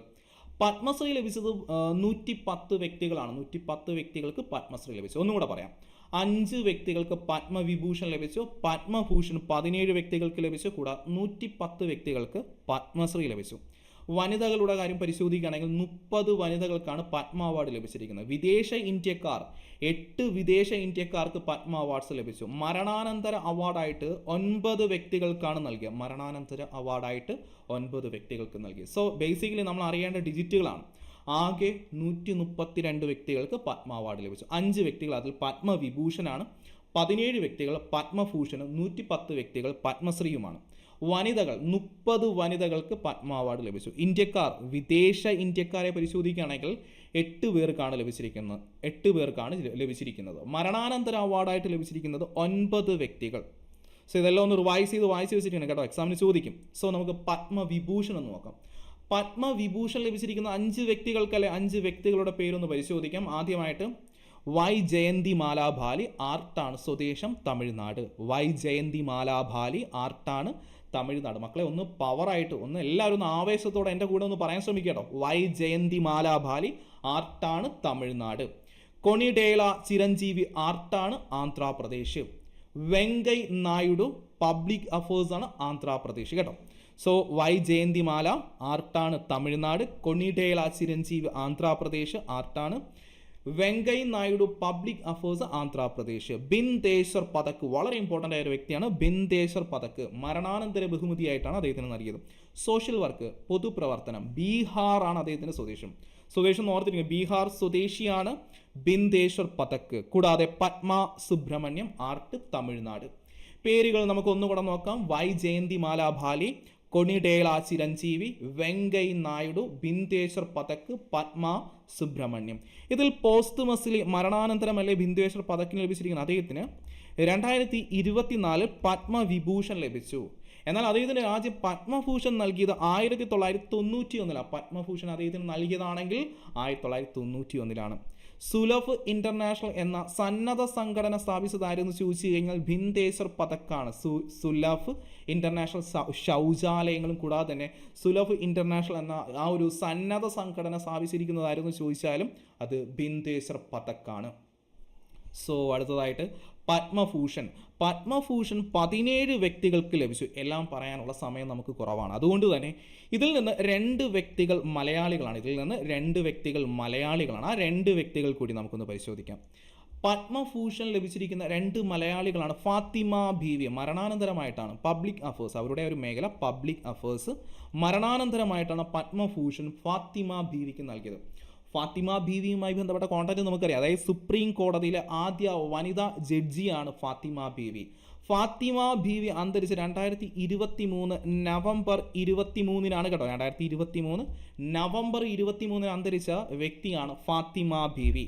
കൂടാതെ പത്മഭൂഷൺ ലഭിച്ച മറ്റൊരു വ്യക്തിയാണ് O Rajagopal, public affairs, BJP നേതാവ്, മുൻ കേന്ദ്രമന്ത്രി എല്ലാമായിരുന്നു നമ്മുടെ ഒ രാജഗോപാൽ. സോ 2 വ്യക്തികൾ ഇതിൽ മലയാളികളാണ്. അതിലൊരാൾ മരണാനന്തര ബഹുമതിയായിട്ടാണ് ഈ ഒരു പത്മഭൂഷൺ ലഭിച്ചത്. ആകെ 17 വ്യക്തികൾക്ക് 2024 പത്മഭൂഷൺ നൽകി. അടുത്ത് നമുക്ക് നേരെ പത്മശ്രീയിലോട്ട് പോകാം കേട്ടോ. പത്മശ്രീ ആകെ നൽകിയിരിക്കുന്ന 110 അതിൽ 6 വ്യക്തികൾ മലയാളികളാണ് കേട്ടോ. 110ൽ 6 വ്യക്തികൾ മലയാളികൾ. ആ 6 വ്യക്തികളുടെ ആ ഒരു മേഖലകൾ കൂടി നമ്മൾ പഠിച്ചിരിക്കണം. ഉറപ്പായിട്ടും ചോദിക്കുന്ന ഒരു ചോദ്യമാണ്. നിങ്ങൾ നല്ലപോലെ ഒന്ന് റിവൈസ് ചെയ്ത് വായിക്കുക കേട്ടോ. സോ മക്കളെ, പി ചിത്രൻ നമ്പൂതിരിപ്പാട് മരണാനന്തരമാണ് നൽകിയത്, അതുകൊണ്ട് ഒന്ന് നോട്ട് ചെയ്യുക. മരണാനന്തരം പത്മശ്രീ ലഭിച്ച വ്യക്തിയാണ് പി ചിത്രൻ നമ്പൂതിരിപ്പാട്. അദ്ദേഹം വിദ്യാഭ്യാസ വിദഗ്ധനും എഴുത്തുകാരനുമാണ്. രണ്ടാമത്തെ വ്യക്തി മുനി നാരായണ പ്രസാദ്, ആത്മീയ ആചാര്യനാണ് കേട്ടോ. ആത്മീയ ആചാര്യനാണ് മുനി നാരായണ പ്രസാദ്. മൂന്നാമത്തെ വ്യക്തി തിരുവിതാംകൂർ കൊട്ടാരത്തിൽ അശ്വതി തിരുനാൾ ലക്ഷ്മിഭായ് തമ്പുരാട്ടി, എഴുത്തുകാരിയാണ്. തിരുവിതാംകൂർ കൊട്ടാരത്തിൽ അശ്വതി തിരുനാൾ ലക്ഷ്മിഭായ് തമ്പുരാട്ടി. ഇവിടെ നോക്കിയ നാലാമത്തെ വ്യക്തിയാണ് സതനം ബാലകൃഷ്ണൻ. സതനം ബാലകൃഷ്ണനാണ് ഞാൻ ചോദ്യമാക്കിയത്. സതനൻ ബാലകൃഷ്ണൻ, കഥകളി ആചാര്യൻ. അഞ്ചാമത്തെ വ്യക്തിയാണ് സത്യനാരായണ ബലേരി. സത്യനാരായണ ബലേരി നെൽ കർഷകനാണ്, നെൽ കർഷകൻ. ആറാമത്തെ വ്യക്തിയാണ് നാരായണൻ ഇ പി, തെയ്യം കലാകാരൻ. തെയ്യം കലാകാരനാണ് നാരായണൻ ഇ പി. സോ ഈ ഒരു പേരുകളെല്ലാം നമുക്ക് ഒന്നുകൂടെ ഒന്ന് റിവൈസ് ചെയ്യാം. പത്മശ്രീ ലഭിച്ചിരിക്കുന്ന 6 മലയാളികൾ, ആകെ 110 വ്യക്തികളിൽ 6 വ്യക്തികൾ മലയാളികളാണ്. അതിൽ ഒന്നാമത് പി ചിത്രൻ നമ്പൂതിരി, മരണാനന്തരം ലഭിച്ചു. അദ്ദേഹത്തിൻ്റെ മേഖലയാകുമ്പോൾ വിദ്യാഭ്യാസ വിദഗ്ധൻ, എഴുത്തുകാരൻ. മുനി നാരായണ പ്രസാദം, അദ്ദേഹം ആധ്യാത്മികാചാര്യനാണ്, അല്ലെങ്കിൽ ആത്മീയ ആചാര്യനാണ് മുനി നാരായണ പ്രസാദ്. അടുത്തതായി തിരുവിതാംകൂർ കൊട്ടാരത്തിലെ അശ്വതി തിരുനാൾ ലക്ഷ്മിഭായ് തമ്പുരാട്ടിയാണ് എഴുത്തുകാരി. സതനം ബാലകൃഷ്ണൻ, കഥകളി ആചാര്യൻ. സത്യനാരായണ ബലേരി ആകുമ്പോൾ നെൽ കർഷകൻ. നാരായണൻ ഇ പി ആകുമ്പോൾ തെയ്യം കലാകാരൻ. വളരെ ഇമ്പോർട്ടൻ്റ് ആണ് കേട്ടോ. ഇവിടെ ഇനി വരുന്ന എക്സാമിന് ഇതിൽ നിന്ന് ഒരു ചോദ്യമെങ്കിലും നമുക്ക് എക്സ്പെക്ട് ചെയ്യാം. സോ അടുത്തതായിട്ട് ഇതിൽ ഇവിടെ ഓൾറെഡി ഈ പറഞ്ഞ കണ്ടന്റുകൾ 2 റിപ്പീറ്റ് ചെയ്തിട്ടുണ്ട്. സോ 6 വ്യക്തികളുടെ പേര് ഞാൻ ഇവിടെ ഉൾപ്പെടുത്തിയിട്ടുണ്ട് കേട്ടോ. സോ അടുത്തതായിട്ട് നമുക്ക് 5ാമത്തെ ചോദ്യത്തിലോട്ട് അടക്കാം. ഇവിടെ നോക്കി, ചോദ്യം ഇതാണ്. 2020 വർഷം UN ഏത് വർഷമായിട്ടാണ് ബന്ധപ്പെട്ടാണ് ആചരിച്ചിരിക്കുന്നത്? UN ഏത് വർഷമായിട്ടാണ് 2020 ആചരിക്കുന്നത്? 4 ഓപ്ഷൻസ് ആണ്. തദ്ദേശ ഭാഷകൾ, സുസ്ഥിര ടൂറിസം വികസനം, പയറുവർഗ്ഗങ്ങൾ, അന്താരാഷ്ട്ര സസ്യ സംരക്ഷണ വർഷം. ഇതിലേതാണ് 2020 ഈ ഒരു ഏത് വർഷമായിട്ടാണ് UN ആചരിക്കുന്നത്? മക്കളെ, ഇതിൻ്റെ ആൻസർ അന്താരാഷ്ട്ര സസ്യ സംരക്ഷണ വർഷമാണ് 2020 UN ആചരിക്കുന്നത്. 2020 UN ആചരിക്കുന്നത് അന്താരാഷ്ട്ര സസ്യ സംരക്ഷണ വർഷം. സോ UN ഇയേഴ്സുകൾ വളരെ ഇമ്പോർട്ടൻ്റ് ആണ്. സോ അതൊന്ന് നമുക്കൊന്ന് സമ്മറൈസ് ഒന്ന് പഠിക്കാം. വളരെ ഇമ്പോർട്ടൻ്റ് ആയ ഇയേഴ്സുകളെല്ലാം ഞാൻ ഉൾപ്പെടുത്തിയിട്ടുണ്ട്. 2021 international year of fruit and vegetables. International year of fruits and vegetable ആകുമ്പോൾ 2021 ആണ്. 2022 ഇൻ്റർനാഷണൽ ഇയർ ഓഫ് ഗ്ലാസിൻ്റെ അന്താരാഷ്ട്ര വർഷം 2022 ആണ്. 2022 മറ്റൊരു പ്രത്യേകത കൂടി international year of sustainable mountain development. International year of sustainable mountain development 2022 ആണ്. അതായത് സുസ്ഥിര പർവ്വത വികസനത്തിൻ്റെ അന്താരാഷ്ട്ര വർഷമാണ് 2022. 2023 പ്രത്യേകത ഇൻ്റർനാഷണൽ ഇയർ ഓഫ് മില്ലറ്റ്, ചെറുധാന്യങ്ങളുടെ വർഷം എന്നു ചോദിച്ചാൽ 2023 ആണ്. കഴിഞ്ഞിട്ടില്ല. അതവിടെ നോക്കിയേ. 2024 ഇൻ്റർനാഷണൽ ഇയർ ഓഫ് ക്യാമലറ്റ്, അല്ലെങ്കിൽ ഒട്ടകങ്ങൾക്ക് വേണ്ടി UN മാറ്റി വെച്ചിരിക്കുന്ന വർഷം 2024. 2025 international year of glaciers preservation, ഹിമാനികളുടെ സംരക്ഷണത്തിന് വേണ്ടിയുള്ള വർഷമാണ് 2025. 2025 മറ്റൊരു പ്രത്യേകത കൂടിയാണ് ഇൻ്റർനാഷണൽ ഇയർ ഓഫ് കോപ്പറേറ്റീവ്സ് എന്ന് പറയുമ്പോൾ സഹകരണ വർഷം. 2025 മറ്റൊരു പ്രത്യേകത ഇൻ്റർനാഷണൽ ഇയർ ഓഫ് കോപ്പറേറ്റീവ്സ്, അല്ലെങ്കിൽ ഈ ഒരു സഹകരണ വർഷം. 2026 പ്രത്യേകത എന്തെന്ന് ചോദിച്ചാൽ international year of women farmers, വനിതാ കർഷകരുടെ അന്താരാഷ്ട്ര വർഷമാണ് 2026. സോ ഈ പറഞ്ഞ വർഷങ്ങളെല്ലാം നമുക്കൊന്ന് റിവൈസ് ചെയ്തിട്ട് പോകാം മക്കളെ. അത് അവിടെ നോക്കി. 2021 international year of fruits and vegetable. International year of glasses ആകുമ്പോൾ 2022. International year of sustainable mountain development 2022. മില്ലറ്റുകൾക്ക് വേണ്ടിയുള്ള, ചെറുധാന്യങ്ങൾക്ക് വേണ്ടിയുള്ള വർഷമാകുമ്പോൾ 2023. ഇൻ്റർനാഷണൽ ഇയർ ഓഫ് ക്യാമലറ്റ്, ഒട്ടകങ്ങൾക്ക് വേണ്ടിയുള്ള വർഷം 2024. International year of glaciers preservation, അല്ലെങ്കിൽ ഹിമാനികളുടെ സംരക്ഷണത്തിന് വേണ്ടിയുള്ള വർഷം 2025. ഇൻ്റർനാഷണൽ ഇയർ ഓഫ് കോപ്പറേറ്റീവ്സ്, അല്ലെങ്കിൽ സഹകരണ വർഷമാകുമ്പോൾ അത് 2025. കൂടാതെ കർഷകർ, അതായത് വനിതാ കർഷകരുടെ വർഷം എന്ന് പറയുന്നത് international year of women's farmers ആകുമ്പോൾ 2026. ഇവിടെ നിന്ന് ഏതെങ്കിലും ചോദ്യം നമുക്ക് എക്സ്പെക്ട് ചെയ്യാം. നല്ലപോലെ റിവിഷൻ ഉണ്ടെങ്കിലേ കിട്ടത്തുള്ളൂ കേട്ടോ. അപ്പോൾ നല്ലപോലെ എക്സാമിന് പോകുന്നതിനെ ഒന്ന് 2-3 തവണ വായിച്ചിട്ട് വേണം കിടക്കാനുള്ളതും. 6ാമത്തെ ചോദ്യത്തിലൂടെ അടക്കാം. Which of the following is the correct statement? താഴെ തന്നിരിക്കുന്നവയിൽ കറക്റ്റായ സ്റ്റേറ്റ്മെൻറ്റ് ഏതാണ്? ഇവിടെ നോക്കിക്കേ. 1ാമത്തെ സ്റ്റേറ്റ്മെൻറ്റിൽ പറയുന്ന 57ാമത് ജ്ഞാനപീഠ അവാർഡ് ലഭിച്ചതിന് ഗുൽസാർ ആൻഡ് ജഗദ്ഗുരു രാംഭദ്രാചാര്യ. രണ്ടാമത്തെ സ്റ്റേറ്റ്മെൻറ്റിൽ ആദ്യമായിട്ട് ജ്ഞാനപീഠം ലഭിച്ചിരിക്കുന്നത് ജി ശങ്കരക്കുറുപ്പ്. ഈ രണ്ട് സ്റ്റേറ്റ്മെൻറ്റിൽ ഏതാണ് ശരിയായ സ്റ്റേറ്റ്മെൻറ്റ്? മക്കളെ, ഇവിടെ ആദ്യത്തെ സ്റ്റേറ്റ്മെൻറ്റ് റോങ് ആണ്. കാരണം 57ാമത് ജ്ഞാനപീഠ പുരസ്കാരം 2023 ലഭിച്ചിരിക്കുന്നത് ഇവിടെ ഗുൽസാർ ആൻഡ് ജഗദ്ഗുരു രാംഭദ്രാചാര്യ എന്നാണ് പറഞ്ഞിരിക്കുന്നത്. പക്ഷേ ഇതിലൊരു ചെറിയൊരു തെറ്റുണ്ട്. കാര്യം 57 58ാമത് ജ്ഞാനപീഠ പുരസ്കാരമാണ് 2023 ഗുൽസാറിനും കൂടാതെ ജഗദ്ഗുരു രാംഭദ്രാചാര്യയ്ക്കും ലഭിച്ചത്. രണ്ടാമത്തെ സ്റ്റേറ്റ്മെൻറ്റ് ശരിയാണ്. ജി ശങ്കരക്കുറുപ്പിനാണ് ആദ്യത്തെ ജ്ഞാനപീഠ പുരസ്കാരം ലഭിച്ചത്. സോ ആ ഒരു ചോദ്യങ്ങളുടെ ഒരു എക്സ്പ്ലനേഷൻ ആണ്. 58ാമത് ജ്ഞാനപീഠ പുരസ്കാരം ലഭിച്ചിരിക്കുന്ന ഉറുദു കവിയും ബോളിവുഡ് ഗാനരചയിതാവും ഓസ്കാർ ജേതാവുമായ ഗുൽസാർ. രണ്ടാമത്തെ വ്യക്തി ജഗദ്ഗുരു രാംഭദ്രാചാര്യ. അദ്ദേഹം ഒരു സംസ്കൃത പണ്ഡിതനാണ്. ഇനി 2022 57ാമത് ജ്ഞാനപീഠ പുരസ്കാരം ലഭിച്ചിരിക്കുന്ന ദാമോദർ മൗസോ കൊങ്കിണിയാണ്. 2021 ലഭിച്ചതാണെങ്കിൽ 56ാമത് ജ്ഞാനപീഠ പുരസ്കാരം നീലാമണി ഫുൽക്കൻ ആസാമീസ്. സെറ്റല്ലേ? സോ ജ്ഞാനപീഠവുമായി ബന്ധപ്പെട്ട കോണ്ടന്റാണ് നമ്മൾ സമ്മറൈസ് ചെയ്താണ് നമ്മൾ പഠിക്കുന്നത്. എല്ലാ കോണ്ടന്റുകളും നമുക്ക് ചർച്ച ചെയ്തു പോകാൻ ഇനി സമയമല്ല. ഇതിൽ നിന്ന് ചോദിക്കുകയാണെങ്കിൽ നിങ്ങൾ എന്തായാലും ആൻസർ ചെയ്യാൻ ശ്രമിക്കുക കേട്ടോ. ശരിയെങ്കിൽ അടുത്തതായി COP29 വേദി. കഴിഞ്ഞ എക്സാമിന് ഫേസ് 2 ഒരു ചോദ്യം ഉണ്ടായിരുന്നല്ലോ, കോപ്പുമായി ബന്ധപ്പെട്ട ഒരു ചോദ്യം ഉണ്ടായിരുന്നു, കാലാവസ്ഥ ഉച്ചകോടി. സോ 2024 COP29 വേദിയാകുന്നത് എവിടെയാണ്? 4 options: Dubai, Baku, Azerbaijan, Brazil, India. ഇതിലെ ആൻസർ മക്കളെ ബാഗു അസർബൈജാനാണ്. 2024 COP29 വേദിയാകുന്നത് എവിടെയെന്ന് ചോദിച്ചു കഴിഞ്ഞാൽ ബാഗു അസർബൈജാനാണ്. സോ ഇവിടെ നിങ്ങൾ വേദികളൊന്ന് എക്സ്പെക്റ്റ് ചെയ്യണം. നമ്മൾ സ്പോർട്സുമായി റിലേറ്റ് ചെയ്യുന്ന വേദികളെല്ലാം പഠിച്ചിട്ടുണ്ട്. മറ്റ് പ്രധാനപ്പെട്ട വേദികൾ കൂടി നമുക്കൊന്ന് ചർച്ച ചെയ്തിട്ട് പോകാം. ഇവിടെ നോക്കിയേ, G7 ഉച്ചകോടി 2023 വേദിയായതും G7ൻ്റെ 49ാമത് ഉച്ചകോടിയാണ് 2023 നടന്നത്. Hiroshima, Japan. G7 ഉച്ചകോടി ഈ വർഷം 2024 വേദിയാകുന്നത് 50ാമത് സമ്മിറ്റിന് വേദിയാകുന്നത് ഇറ്റലിയിലാണ് കേട്ടോ, ഇറ്റലി. സോ G7 ഉച്ചകോടി 2023 വേദിയാകുന്നത് ജപ്പാൻ ഹിരോഷിമയും, കൂടാതെ G7 ഉച്ചകോടി 50ാമത് ഉച്ചകോടി 2024 വേദിയാവുന്നത് ഇറ്റലിയുമാണ്. 18ാമത് G20 ഉച്ചകോടിക്ക് വേദിയായ 18ാമത് G20 ഉച്ചകോടിക്ക് വേദിയായ ഇന്ത്യയിലാണ് കേട്ടോ. ഇന്ത്യയിലെ ഡൽഹിയിൽ വെച്ചാണ് നടന്നത്. ഭാരത് മണ്ഡപത്തിൽ, പ്രകൃതി മൈതാനത്തിലെ ഭാരത് മണ്ഡപത്തിന് മുന്നിൽ സ്ഥിതി ചെയ്യുന്ന ലോകത്തിൽ തന്നെ ഏറ്റവും വലിയ നടരാജ വിഗ്രഹം ഉണ്ടല്ലേ. സോ അതിൻ്റെ ഉയരം 28 ഫീറ്റാണ്. കൂടാതെ 19ാമത് G20 ഉച്ചകോടിക്ക് വേദിയാകാൻ പോകുന്നത് ബ്രസീലിലാണ് കേട്ടോ. ബ്രസീലിലാണ് 19ാമത് G20 ഉച്ചകോടി 2024 വേദിയാവും. നമുക്കറിയാം ഇന്ത്യയിൽ വെച്ച് G20 നടന്ന സമയത്ത് നിലവിൽ അവിടെ 19 രാജ്യങ്ങളും ഒരു യൂണിയനുമാണ് ഉണ്ടായിരുന്നത്. അതേതായിരുന്നു യൂണിയൻ?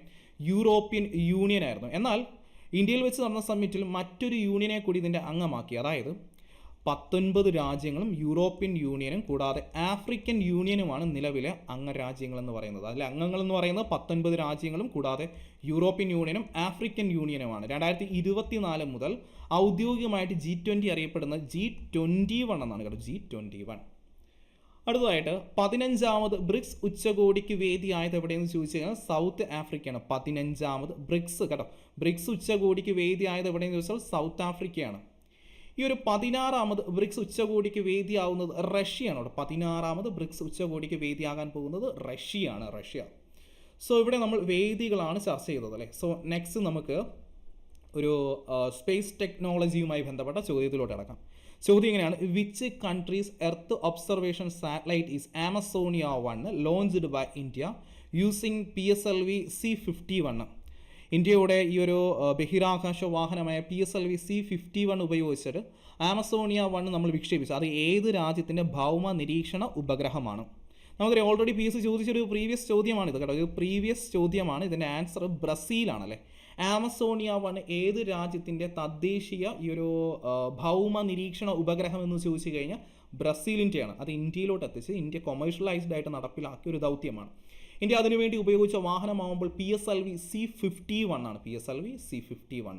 സോ ഇന്ത്യക്ക് 2 വാണിജ്യ യൂണിറ്റുകളാണുള്ളത്, ബഹിരാകാശ വാണിജ്യ യൂണിറ്റുകളാണുള്ളത്. അത് ഏതൊക്കെയാണ്? ഒന്ന് ആൻട്രിക്സ് കോർപ്പറേഷൻ, ഒന്നാമത് ആൻട്രിക്സ് കോർപ്പറേഷനും അടുത്തിടെ നിലവിൽ വന്നിരിക്കുന്നത് ന്യൂ സ്പേസ് ഇന്ത്യ ലിമിറ്റഡ് കേട്ടോ.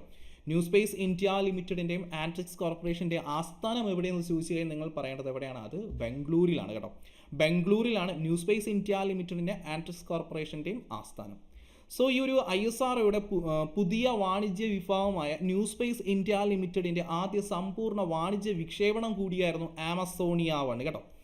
ISROയുടെ പുതിയ വാണിജ്യ വിഭാഗമായ ന്യൂ സ്പേസ് ഇന്ത്യ ലിമിറ്റഡിൻ്റെ ഈ ഒരു ആദ്യ സമ്പൂർണ്ണ വാണിജ്യ വിക്ഷേപണമാണ് ആമസോണിയ 1. ഇവിടെ നോക്കിയാൽ ബ്രസീൽ തദ്ദേശീയമായി വികസിപ്പിച്ച ആദ്യ ഭൗമ നിരീക്ഷണ ഉപഗ്രഹമായ ആമസോണിയ 1നെ ഭ്രമണപഥത്തിലെത്തിക്കുവാൻ വേണ്ടി ഇന്ത്യ ഉപയോഗിച്ച വാഹനം PSLV C-51 ആണ്. എന്നാൽ വിക്ഷേപിച്ചിരിക്കുന്നത് 2021 ഫെബ്രുവരി 28 ഇന്ത്യയിൽ നമ്മുടെ ശാസ്ത്ര ദിനമാണ് അല്ലേ, ശാസ്ത്രദിനം. ഇന്ത്യയിൽ നാഷണൽ സയൻസ് ഡേ എന്ന് ചോദിച്ചു കഴിഞ്ഞാൽ നിങ്ങൾ പറയേണ്ട ഫെബ്രുവരി 28. അദ്ദേഹം CV രാമൻ എഫക്റ്റ് കണ്ടെത്തിയത് 1928 ഫെബ്രുവരി 28 കൂടാതെ അദ്ദേഹത്തിന് നൊബേൽ സമ്മാനം കിട്ടിയത്, രാമൻ എഫക്റ്റ് എന്ന പ്രതിഭാസം കണ്ടെത്തിയതിന് അദ്ദേഹത്തിന് നൊബേൽ സമ്മാനം കിട്ടിയത് 1930 കേട്ടോ, നോട്ട് ചെയ്യുക. സോ അതുപോലെ ന്യൂ സ്പേസ് ഇന്ത്യ ലിമിറ്റഡ് നിലവിൽ വന്നത്, ഇത് വളരെ ഇമ്പോർട്ടൻ്റ് ആയ content, new space India limited നിലവിൽ വന്നത് എന്ന് ചോദിച്ചാൽ 2019 മാർച്ച് 6 2019 മാർച്ച് 6. പഠിക്കാൻ എളുപ്പമുണ്ട്. 9നെ തലതിരിച്ചിട്ട് കഴിഞ്ഞാൽ 6 കിട്ടും. മാർച്ച് 3ാം മാസമാണ്, 936 കേട്ടോ. എല്ലാം 3ൻ്റെ ഡിജിറ്റുകളാണ് കേട്ടോ. സോ നമ്മുടെ ഈ ഒരു PSLV C-51 നിന്നുകൊണ്ടാണ് നമ്മൾ ഈ ഒരു ആമസോണിയ 1നെ വിക്ഷേപിച്ചത്. എങ്കിൽ മക്കളെ ഞാനൊന്ന് ചോദിച്ചോട്ടെ, നമ്മുടെ ഏറ്റവും ഒടുവിൽ ISRO വിക്ഷേപിച്ചിരിക്കുന്ന ആ ഒരു വാഹനം ഏതാണ്? PSLV C-58 ആണ്. എക്സ്പോസാറ്റിനെ ഭ്രമണപഥത്തിൽ എത്തിക്കുവാൻ വേണ്ടി ഇന്ത്യ ഉപയോഗിച്ച വാഹനമാണ് PSLV C-58. കൂടാതെ ഫ്യൂവൽ സെൽ സാങ്കേതിക വിദ്യ വിജയകരമായിട്ട് പരീക്ഷിക്കാൻ ഇന്ത്യയെ സഹായിച്ച വാഹനവും PSLV C-58 ആണ്. PSLV ഞാനിവിടെ എഴുതാം. PSLV C-57 എന്തായിരുന്നു മക്കളെ? C-57 ആദിത്യ L1 ഭ്രമണപഥത്തിൽ എത്തിക്കുവാൻ വേണ്ടി ഇന്ത്യ ഉപയോഗിച്ച വാഹനമാണ് PSLV C-57. കൂടാതെ ആദിത്യ L1 വിക്ഷേപിച്ചതാണ് 2023 സെപ്റ്റംബർ 2 കൂടാതെ ആദിത്യ L1 എന്ന പോയിന്റ് സ്ഥിതി ചെയ്യുന്നത് ഹലോ ഭ്രമണപഥത്തിലാണ്. സൂര്യന് ചുറ്റുമുള്ള ഹലോ ഭ്രമണപഥത്തിലെ ഒരു പോയിന്റാണ് L1 എന്ന് പറയുന്നത്. ആ ഹലോ ഭ്രമണപഥത്തിൽ ആദിത്യ L1നെ എത്തിച്ചത് എന്നു ചോദിച്ചു കഴിഞ്ഞാൽ 2024 ജനുവരി 6 ജനുവരി 6. നല്ല കോണ്ടന്റ് അല്ല, കഴിഞ്ഞ ക്ലാസ്സുകളിലൊക്കെ ആദിത്യ L1മായി ബന്ധപ്പെട്ട ഒരുപാട് കണ്ടന്റുകൾ ചർച്ച ചെയ്തിട്ടുണ്ട്. അതെല്ലാം ഇനി നമുക്ക് ചോദിക്കാൻ സാധ്യതയുള്ള മേഖലകളാണ്. സോ അതുപോലെ തന്നെ PSLV C-56 ഓർമ്മയുണ്ടോ? PSLV C-56 അതായത് സിംഗപ്പൂരിൻ്റെ ഉപഗ്രഹമായ DSRനെ ഭ്രമണപഥത്തിൽ ഇന്ത്യ എത്തിച്ച ആ ഒരു വാഹനമാണ് PSLV C-56. DSR നമ്മുടെ നമ്മുടെ ഡിഗ്രി ലെവൽ ഈ കഴിഞ്ഞ എക്സാമിലെ ഒരു ഫേസിൽ ഓപ്ഷനിൽ വന്നിട്ടുണ്ടായിരുന്നു. നിങ്ങൾ ശ്രദ്ധിച്ചോന്ന് എനിക്കറിയില്ല, ഒരു ഓപ്ഷനിൽ വന്നിട്ടുണ്ടായിരുന്നു DSR. സോ ശ്രദ്ധിക്കുക, PSLV C-56 ആണ് നമ്മൾ ഈ ഒരു DSRനെ ഭ്രമണപഥത്തിൽ എത്തിച്ച ആ ഒരു വാഹനം. സോ അടുത്തതായിട്ട് നമ്മൾ 9ാമത്തെ ചോദ്യത്തിലോട്ട് അടക്കണം. ചോദ്യം ഇങ്ങനെയാണ്: current chief of combined defined staff, നമ്മുടെ ഈ ഒരു സംയുക്ത ഈ ഒരു കമ്പൈൻഡ് ഡിഫൈൻഡ് സ്റ്റാഫ് ആരെന്ന് ചോദിച്ചു കഴിഞ്ഞാൽ അതാരാണ്? 4 ഓപ്ഷൻസ് ഉണ്ട്. മനോജ് പാണ്ഡെ, VR ചൗധരി, ദിനേശ് കുമാർ ത്രിപാഠി, അനിൽ ചൗഹാൻ. മക്കളെ ഇപ്പോൾ നിലവിലെ കമ്പൈൻഡ് ഡിഫൈൻഡ് സ്റ്റാഫ് ആരെന്ന് ചോദിച്ചാൽ നിങ്ങൾ പറയേണ്ടത് അനിൽ ചൗഹാൻ ആണ് കേട്ടോ, അനിൽ ചൗഹാൻ. എങ്കിൽ മനോജ് പാണ്ഡെ നമ്മുടെ ആർമിയുടെ മേധാവിയാണ്, കരസേനയുടെ മേധാവി ആരെന്ന് ചോദിച്ചാൽ മനോജ് പാണ്ഡെയാണ്. VR ചൗധരി വ്യോമസേനയുടെ നിലവിലെ മേധാവിയാണ്, VR ചൗധരി. ദിനേശ് കുമാർ ത്രിപാഠി അദ്ദേഹം നമ്മുടെ നാവികസേനയുടെ നിലവിലെ മേധാവിയാണ്, ദിനേശ് കുമാർ ത്രിപാഠി. കൂടാതെ നാവികസേനയുടെ വൈസ് അഡ്മിറൽ ആരെന്ന് ചോദിച്ചു കഴിഞ്ഞാൽ കൃഷ്ണസ്വാമിനാഥനാണ് ഇപ്പോൾ നിലവിൽ ഈ ഒരു നാവികസേനയുടെ വൈസ് അഡ്മിറൽ അല്ലെങ്കിൽ ഉപമേധാവി എന്ന് പറയുന്നത്. സോ മക്കളെ നിങ്ങൾ അപ്പോയിൻമെൻറ്റ്സുകളെല്ലാം ഒന്ന് പഠിക്കണം. കേരള റിലേറ്റഡ് അപ്പോയിൻമെൻറ്റ്സുകളും അതുപോലെ തന്നെ ഇന്ത്യ റിലേറ്റഡ് അപ്പോയിൻമെൻറ്റ്സുകളെല്ലാം ഒന്ന് പഠിക്കാൻ ശ്രമിക്കും. എല്ലാം പറയാനുള്ള നമുക്ക് സമയം വളരെ പരിമിതമാണ്, അതുകൊണ്ടാണ് അതൊന്നും പറയാതെ പോകുന്നത്. ഓക്കെ, അടുത്തതായിട്ട് നമുക്ക് ഇന്ത്യയിലെ അല്ല, നമ്മുടെ ലോക നേതാക്കന്മാരെ കുറിച്ചൊന്ന് പരിശോധിക്കാം. ഇവിടെ നിന്നും ഒരു ചോദ്യം നമുക്ക് പ്രതീക്ഷിക്കാം. നമുക്കറിയാം നമ്മുടെ ഇന്ത്യയിലെ പ്രധാനമന്ത്രി മറ്റ് രാജ്യങ്ങൾ സന്ദർശിക്കുക അല്ലെങ്കിൽ മറ്റ് രാജ്യങ്ങളിലെ നേതാക്കന്മാർ ഇന്ത്യ സന്ദർശിക്കുക, നമ്മുടെ പ്രസിഡന്റ് മറ്റ് രാജ്യങ്ങളിലോട്ട് യാത്ര ചെയ്യുകയോ ചെയ്തു കഴിഞ്ഞാൽ ആ രാജ്യങ്ങളിലെ ഈ ഒരു ലോക നേതാക്കന്മാരെ നിങ്ങൾ പഠിക്കണം. കൂടാതെ പ്രധാനപ്പെട്ട ചില സമ്മിറ്റുകൾ നടക്കുന്ന സമയത്ത് ആ രാജ്യങ്ങളുടെ നേതാക്കന്മാരുടെ പേര് വരെ PSC എടുത്ത് ചോദിച്ചിട്ടുണ്ട്. സോ നമുക്ക് അത്തരത്തിലുള്ള കുറച്ച് ലീഡേഴ്സിനെ നമുക്ക് നോക്കാം. ഫ്രാൻസിൻ്റെ നിലവിലെ പ്രസിഡന്റ് ആരെന്ന് ചോദിച്ചാൽ ഇമ്മാനുവൽ മാക്രോൺ. ഫ്രാൻസിൻ്റെ നിലവിലെ പ്രസിഡന്റ് ആരെന്ന് ചോദിച്ചാൽ ഇമ്മാനുവൽ മാക്രോൺ. നമുക്കറിയാം 75ാം റിപ്പബ്ലിക് ദിനത്തിൽ ഇന്ത്യയുടെ 2024 റിപ്പബ്ലിക് ദിനത്തിൽ ഇന്ത്യയുടെ മുഖ്യ അതിഥിയായിട്ട് എത്തിയിരിക്കുന്നത് ഇമ്മാനുവൽ മാക്രോൺ ആണ്. കൂടാതെ കഴിഞ്ഞ റിപ്പബ്ലിക് ദിനമല്ല, നമ്മുടെ 2023 ഫ്രഞ്ച് ദിനത്തിൽ 2023 ഫ്രഞ്ച് ദിനത്തിൽ നരേന്ദ്രമോദി ഫ്രാൻസ് സന്ദർശിച്ചിട്ടുണ്ട്. ഇമ്മാനുവൽ മാക്രോണുമായിട്ട് കൂടിക്കാഴ്ച നടത്തിയിട്ടുണ്ട്. സോ അതെല്ലാം നിങ്ങൾ നോട്ട് ചെയ്യുക.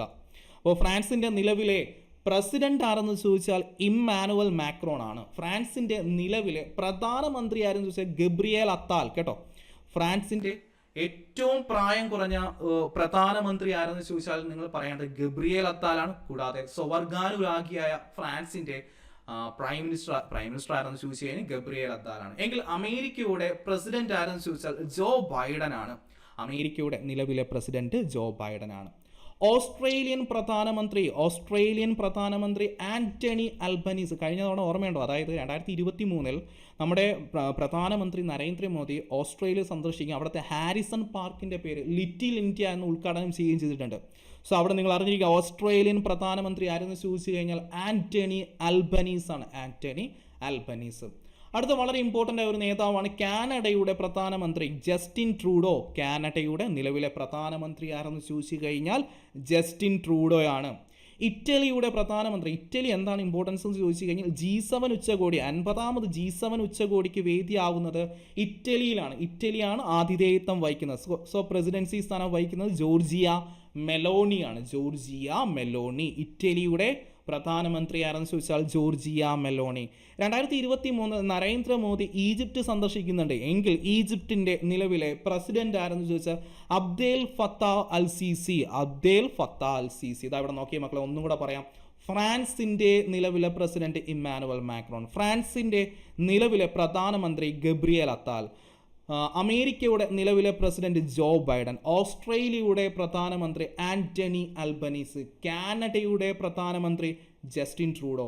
ഇറ്റലിയുടെ പ്രധാനമന്ത്രി ജോർജിയ മെലോണി. ഈജിപ്തിൻ്റെ പ്രസിഡന്റ് ആവുമ്പോൾ അബ്ദേൽ ഫത്താഹ് അൽ സീസി. കഴിഞ്ഞിട്ടില്ല ബ്രസീലിൻ്റെ പ്രസിഡന്റ്. കാരണം എന്താ? 2024 G20 സമ്മിറ്റ് നടക്കുന്നത് ബ്രസീലിലാണ്. പ്രസിഡൻസി സ്ഥാനം വഹിക്കുന്നത് ലുലാഡ സിൽവയാണ്. കേട്ടോ, ലുലാഡ സിൽവയാണ്. സൗത്ത് ആഫ്രിക്കൻ്റെ പ്രസിഡന്റ് ആര്? സൗത്ത് ആഫ്രിക്കയുടെ പ്രസിഡന്റ് ആരെന്ന് ചോദിച്ചു കഴിഞ്ഞാൽ സിറിൽ റമഫോസയാണ്. ബംഗ്ലാദേശിന്റെ നിലവിലെ പ്രധാനമന്ത്രി ഷെയ്ഖ് ഹസീന. നേപ്പാളിന്റെ പുതിയ പ്രധാനമന്ത്രി പുഷ്പ കമൽ ദഹൽ ആണ്. ഭൂട്ടാന്റെ പ്രധാനമന്ത്രി ഷെറിംഗ് ടോംബെ ആണ് നിലവിലെ ഭൂട്ടാന്റെ പ്രധാനമന്ത്രി. ജപ്പാന്റെ പ്രധാനമന്ത്രി PSC പ്രീവിയസ് ആയിട്ട് പലപ്പോഴും ചോദിച്ചിട്ടുണ്ട് ഫുമിയോ കിഷിദ. ജപ്പാന്റെ പ്രധാനമന്ത്രി ആരെന്ന് വെച്ചാൽ ഫുമിയോ കിഷിദയാണ്. ശ്രീലങ്കൻ പ്രസിഡന്റ് ആരെന്ന് വെച്ചാൽ റെനിൽ വിക്രമസിംഗെയാണ് ശ്രീലങ്കൻ പ്രസിഡന്റ്. ശ്രീലങ്കയുടെ നിലവിലെ പ്രധാനമന്ത്രി ആര്? ദിനേശ് ഗുണവർദ്ധന. ഒന്നും കൂടെ ഒന്ന് റിവൈസ് ചെയ്തു എന്നാലേ പഠിക്കത്തുള്ളൂ അല്ലേ. സോ ബ്രസീലിന്റെ പ്രസിഡന്റ് ലുലാഡ സിൽവ. സൗത്ത് ആഫ്രിക്കയുടെ പ്രസിഡന്റ് സിറിൽ റമഫോസെ. ബംഗ്ലാദേശ് പ്രധാനമന്ത്രി ഷെയ്ഖ് ഹസീന. നേപ്പാളിന്റെ പ്രധാനമന്ത്രി പുഷ്പ കമൽ ദഹൽ. ഭൂട്ടാന്റെ പ്രധാനമന്ത്രി ഷെറിംഗ് ടോംബെ. ജപ്പാന്റെ പ്രധാനമന്ത്രി ആരാടാ? Fumio Kishida. കൂടാതെ ശ്രീലങ്കൻ പ്രസിഡന്റ് റെനിൽ വിക്രമസിംഗെ. ശ്രീലങ്കൻ പ്രധാനമന്ത്രി ആരാടാ? ദിനേശ് ഗുണവർദ്ധന. കഴിഞ്ഞിട്ടുണ്ട് കേട്ടോ. ഇവിടെ നിന്ന് ഏതെങ്കിലും ഒന്ന് ചോദിക്കുകയാണെങ്കിൽ നമ്മുടെ ഭാഗ്യമാണ്. നമുക്കിത് ഇവിടെ നിന്ന് ഒരു ചോദ്യം റിവിഷൻ ചെയ്ത് കിട്ടിക്കഴിഞ്ഞാൽ അത് ഒരുപാട് ഉപകാരപ്പെടും. ഒരു മാർക്ക് നമുക്ക് കയറുക എന്ന് പറഞ്ഞാലേ അത് എത്രത്തോളം നമ്മളെ റാങ്ക് നമ്മുടെ എത്രത്തോളം സേഫ് ആക്കുമെന്ന് നിങ്ങൾക്ക് അറിയാമല്ലേ. സോ നമുക്ക് എന്തായാലും ലാസ്റ്റ് ആൻഡ് ഫൈനൽ ചോദ്യത്തിലോട്ട് പോവാണ്. 2023 ഓടക്കുഴൽ അവാർഡ് ജേതാവാരാണ്? 2023 ഓടക്കുഴൽ അവാർഡ് ജേതാവ് 4 ഓപ്ഷൻസ് ആണ്. Sreekumaran Thampi, PK Veeramanidas, PN Gopikrishnan, Ambikasuthan Mangad. 2023 ഓടക്കുഴൽ അവാർഡ് സ്ഥിരം ചോദിക്കുന്ന ഒരു ചോദ്യമല്ലേ മക്കളെ. Answer PN ഗോപികൃഷ്ണനാണ്. പേടിക്കണ്ട, ഇനിയിപ്പോൾ കാണാതെ പഠിക്കാൻ സമയമില്ലാതൊന്നും നിങ്ങൾ പേടിക്കേണ്ട. ഒരു കോഡങ്ങ് തരാം. ദാ ഇവിടെ നോക്കിക്കേ. ഓടയിൽ വീണ ഗോപിയുടെ കവിത അംബികയ്ക്ക് പ്രാണവായുവാണ്. ഒരു പ്രണയകഥയാണ്. ഓടയിൽ വീണ ഗോപിയുടെ കവിത അംബികയ്ക്ക് പ്രാണവായുവാണ്. ഇവിടെ നോക്കി, ഓടക്കുഴൽ അവാർഡ് 2023 ലഭിച്ച PN ഗോപികൃഷ്ണൻ. അദ്ദേഹത്തിന്റെ കൃതിയാവുമ്പോൾ കവിത മാംസഭോജിയാണ് കേട്ടോ. കവിത മാംസഭോജിയാണെന്ന കൃതിക്കാണ് PN ഗോപികൃഷ്ണന് 2023 ഓടക്കുഴൽ അവാർഡ് ലഭിച്ചത്. കൂടാതെ 2022 ലഭിച്ചിരിക്കുന്നതാണെങ്കിൽ അംബിക സുധൻ മാങ്ങാട് കൃതിയാവുമ്പോൾ പ്രാണവായു കേട്ടോ. അംബിക സുധൻ മാങ്ങാടിന്റെ കൃതിയാവുമ്പോൾ പ്രാണവായുവാണ്. അവാർഡ്സ്, ഓടക്കുഴൽ അവാർഡ്സ് മാത്രമല്ല, എഴുത്തച്ഛൻ അവാർഡ്സ് പഠിക്കണം, വള്ളത്തോൾ അവാർഡ്സ് പഠിക്കണം, വയലാർ അവാർഡ്സ് പഠിക്കണം, ഹരിവരാസനം പുരസ്കാരം പഠിക്കണം. ഒന്ന് എല്ലാം ഒന്ന് സമ്മറൈസ് ചെയ്തെന്ന് പറഞ്ഞിട്ട് പോവാം. എഴുത്തച്ഛൻ അവാർഡ് 2023 ലഭിച്ചിരിക്കുന്നത് SK വസന്തൻ. ഒന്ന് കൂടെ പറയാൻ ശ്രമിച്ചേ. എഴുത്തച്ഛൻ അവാർഡ് 2023 ലഭിച്ചിരിക്കുന്നത് SK വസന്തനാണ്.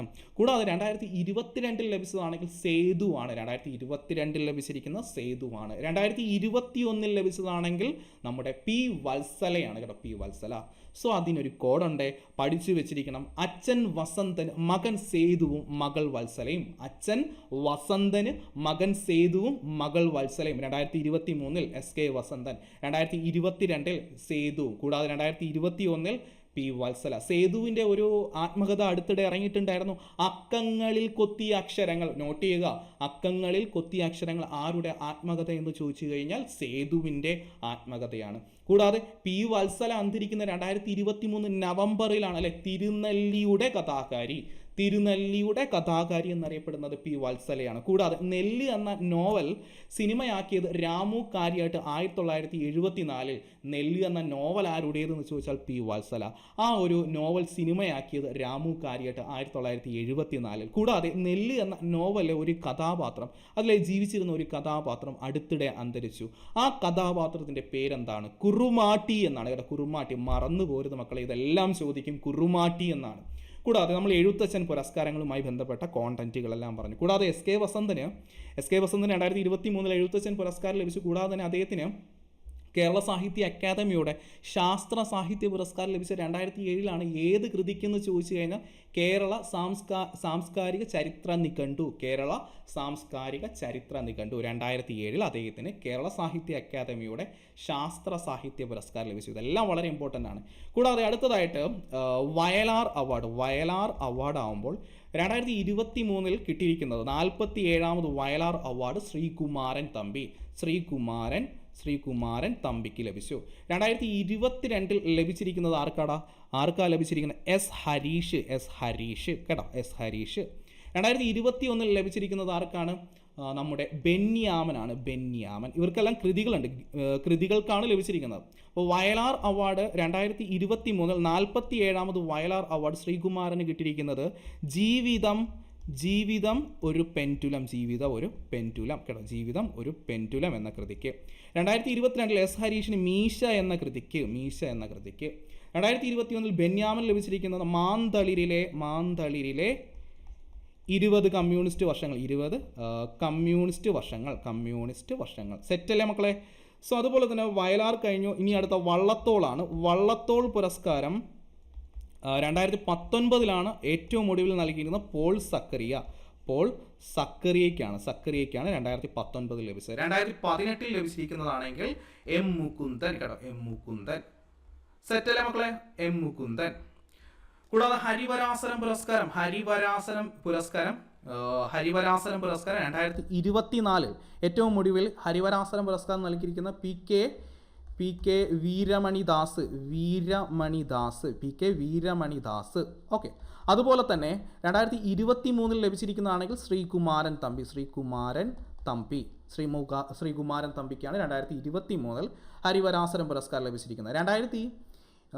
2022 ലഭിച്ചിരിക്കുന്നത് ആർക്കായിരുന്നു? 2022 ആലപ്പി രംഗനാഥ്. ഇങ്ങനെ ഒരുപാട് കണ്ടന്റുകൾ പഠിക്കുകയാണ്. ഒന്ന് റിവിഷൻ പോലെ, ഒന്ന് സ്പീഡപ്പ് ആക്കി പറഞ്ഞതേ ഉള്ളൂ. നാളത്തെ ക്ലാസ്സുകൾക്ക് അല്ലെങ്കിൽ ഇനി നമ്മുടെ ഈ ഒരു തേർഡ് ഫേസ് ഇതിലേതെങ്കിലും ഒന്ന് ചോദിക്കുകയാണെങ്കിൽ മെമ്മറൈസ് ചെയ്ത് ഒന്ന് പെട്ടെന്നൊന്ന് എഴുതാൻ ശ്രമിക്കണം കേട്ടോ. അപ്പോൾ കൂട്ടുകാരെ, ഇന്നത്തെ കറണ്ട് അഫയേഴ്സ് സെഷൻ ഞാൻ ഇവിടെ വൈൻഡ് അപ്പ് ചെയ്യണം. നിങ്ങൾക്ക് ഒരുപാട് യൂസ്ഫുൾ ആയെന്നാണ് എൻ്റെ ഒരു പ്രതീക്ഷ. നിങ്ങൾ എന്ത് ചെയ്യുക? നിങ്ങളുടെ അഭിപ്രായങ്ങളും നിങ്ങളുടെ കമൻസുകളെല്ലാം ഒന്ന് കൊടുക്കാൻ ശ്രമിക്കുക. സോ എല്ലാവർക്കും ഓൾ ദി ബെസ്റ്റ്. നല്ലപോലെ കേട്ടോ. ടെൻഷനൊന്നും വേണ്ട. എക്സാം ഹോൾ ഹാളിലോട്ട് പോകുമ്പോൾ നിങ്ങൾ പഠിച്ച കണ്ടന്റുകൾ നിങ്ങൾ വിശ്വസിക്കുക, അതുപോലെ തന്നെ വളരെ കറേജസ് ആയിട്ട് വളരെ ആത്മവിശ്വാസത്തോടെ നിങ്ങൾ എക്സാം ഹാളിലോട്ട് കിടക്കുക, നിങ്ങൾ നല്ല സ്കോർ നേടുക കേട്ടോ. അപ്പോൾ എല്ലാവർക്കും ഓൾ ദ ബെസ്റ്റ്. ഇന്നത്തെ ക്ലാസ് ഞാൻ വൈൻഡ് അപ്പ് ചെയ്യണം. Thank you all.